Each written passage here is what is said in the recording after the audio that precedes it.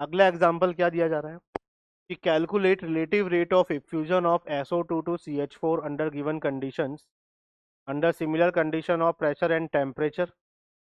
कितना आएगा? तो ये तो आप बता ही सकते हैं। रेट ऑफ, सबसे पहला पार्ट यदि हम देखें तो rate of SO2 upon rate of CH4 क्या आ जाएगा? ये molar mass of CH4 upon molar mass of SO2 का स्क्वायर रूट।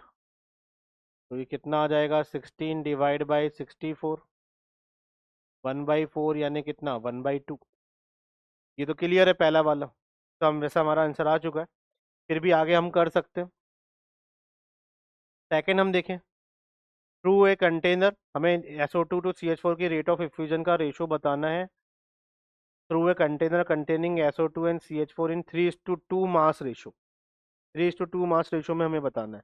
जब हमने इनको रखा है तब आपको बताना है तब कितना निकल के आएगा। तो आप जानते हैं कि जो रेट होती है ये प्रेशर अपॉन मोलर मास के डायरेक्टली प्रोपोर्शनल है, यानी बेसिकली प्रेशर के डायरेक्टली प्रोपोर्शनल और मोलर मास के स्क्वायर रूट के इनवर्सली प्रोपोर्शनल होती है। और आप एक कांस्टेंट टेम्परेचर और वॉल्यूम पर प्रेशर जो होता है वो मोल्स के डायरेक्टली प्रोपोर्शनल होता है। तो उसको हम कुछ इस तरीके से भी लिख सकते हैं।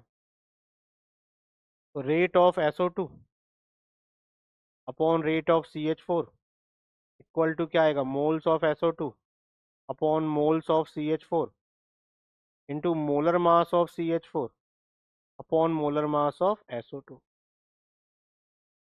तो मोल्स ऑफ SO2 की जब हम बात करेंगे तो मोल्स ऑफ SO2 क्या होगा? उसका वेट कितना? 3 ग्राम यदि हम मान के चल लेते हैं तो 3/64 और 2/16 CH4 का। और मोलर मास यहाँ पे हमें पता ही है 16/64। ये तो 1/2 आना ही आना है। ये कितना आ जाएगा आपका? 16 3/8 इंटू 1/2 यानी कितना आ गया? 3/16। फिर 1/2 आया था, यहाँ पे 3/16 आ गया। तो फर्स्ट और सेकंड देखिए, हम थर्ड वाला अपना टिक कर सकते हैं।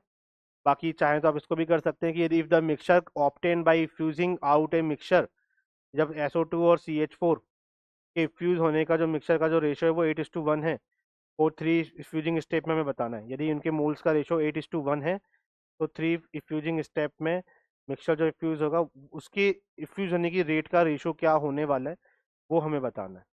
ठीक है, तो इसी जैसे फर्स्ट सेकंड किए ऐसे थर्ड स्टेप भी आप कर सकते हैं इफ्यूजन के हिसाब से।